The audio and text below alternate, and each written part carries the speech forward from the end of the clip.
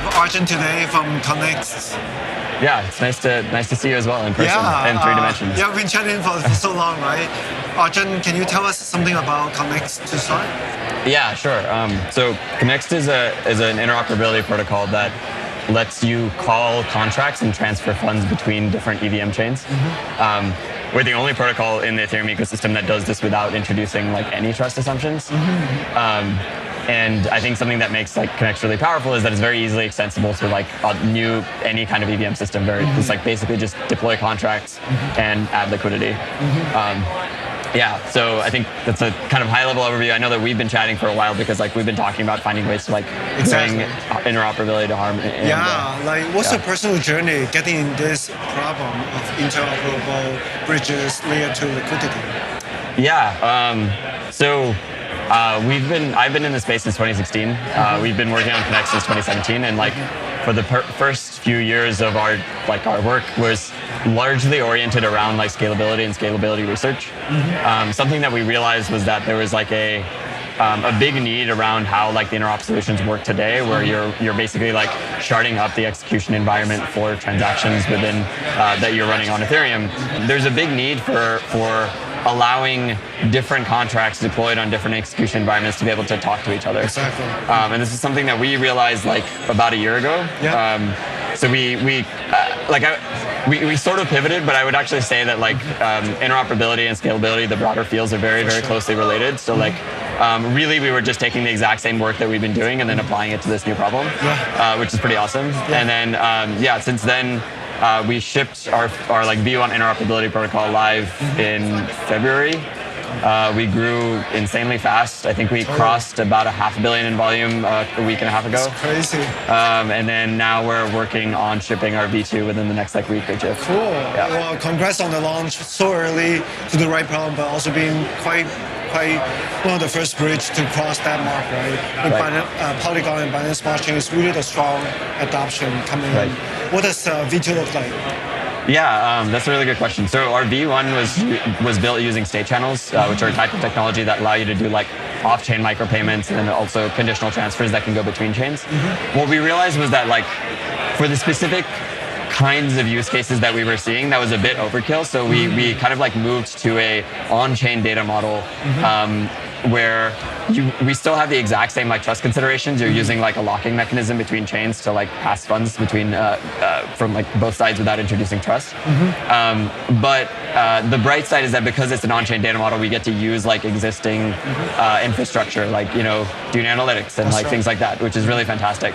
And then the other really positive thing is that because it's like a 90% on-chain system now, it's really easy to like extend and build against. So like we already have a lot of developers, a lot of like different projects that have started building on top of V2, even though it's not really live yet, which is awesome. And they're building some really, really interesting things that like you could have done with V1, but it would have been a lot more complicated, right? So for instance, like cross-chain DEX aggregators, there's people doing like a lot of like cross-chain arbitrage bot stuff. We have some people that have even proposed working on ways to like split up transactions within Connext across like multiple different like nodes. So you can basically have behavior that looks very similar to like TCP protocol in the internet, where you take like one message packet and it gets split over a bunch of different routers and then gets reconstructed at the end. So those kinds of things I think are extremely powerful. Our goal with our V2 is that we think that it's a simple enough base protocol that you could sort of use this as like the kind of like key base protocol for any kind of interoperability activity that you want to do. And what you can do is plug in like more generalized support for, whatever, like, passing data between rollups, or like passing data from L1 to the rollup. So there's an existing arbitrary messaging bridge. There's a way to do that already. So what you could do is like plug that into Connext really easily. And we're really interested in working with like different teams that are doing that. In fact, we're already working with a couple of teams that are doing that, which is super exciting. Yeah, the whole general cross-chain API. So there are all the wallets, all the DEX, and the marketplace. Exactly. Don't need to think about which chains they are talking to, liquidity from where, right? I think we see like the future of Connext is basically, there's no like one single interoperability protocol that can actually work for the entirety of Ethereum, because that is like fully generalized, because like different Ethereum ecosystems, different Ethereum chains have like very different trust properties, and they have very different, fundamentally have different ways of like interacting with each other. Exactly. And so instead of building like a crazy system that has to like do a custom integration for every chain, we said, okay, well, maybe it's better for Connext to actually be just a stack of interoperability protocols. We can build a space protocol that everybody can plug into. Right. And then this allows you to have like more, basically from a user and developer perspective, you're not really having to think about like, what protocol am I using to get data from here to here?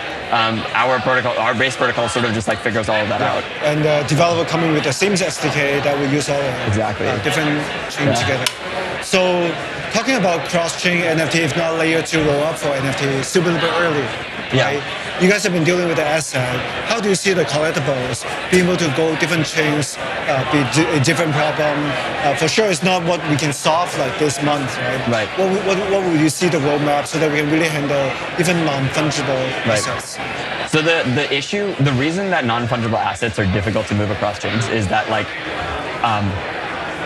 when you're moving a non-fungible asset, you have to sort of, you can't just like, so like there's a few different approaches to interoperability. There's like, our approach, which is like a locally verified system where you turn this like n-party system into like a one-to-one interaction, and like you can kind of think of it like a swap, though it's not exactly a swap.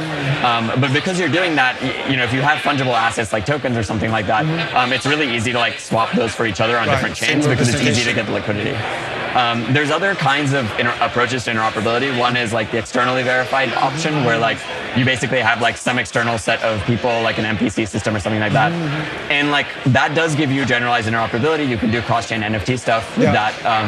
But the downside to that, there's a trade-off, of course. There always are trade-offs. The trade-off is that you lose a lot of trust, right? Because you are now moving all of the trust considerations out of the base chain and into this like separate validator set. And the last option, this is really the best one, is like a natively verified system where like the chains are actually just verifying each other directly. So like a roll-up entry exit is actually a version of this. But you can also think of things like IBC or a version of this, right? And those are fantastic. The only problem is that like I said, it's a little expensive. The biggest issue is mostly just that like the Ethereum ecosystem is so heterogeneous. There's so many different kinds of systems that like you'd have to build like different protocols for each pair of chains, which is like a huge pain in the ass. Now for NFTs specifically, like I think the reason that like you can do NFT bridging right now using things like AnySwap, which is awesome. But of course, like that is using an external validator set. And those people are basically acting as an oracle. And then like if they get hacked or if they choose to rug you, they could just like steal your NFT on the original chain, and then your minted NFT is worth nothing. That's right. And you know, of course, like they're working on making sure that doesn't happen, but like still, that's still like a big risk that you now have to deal with. Whereas doing it completely trustlessly right now means like having to deal with like the natively verified system piece. We're hoping that like over time we can find more and more ways to plug in like natively verified bridges into Connext, and then that way you can have like this NFT option. But I think that will take like a couple of years. Couple of years. Yeah. All these people talk about like these different like even metadata.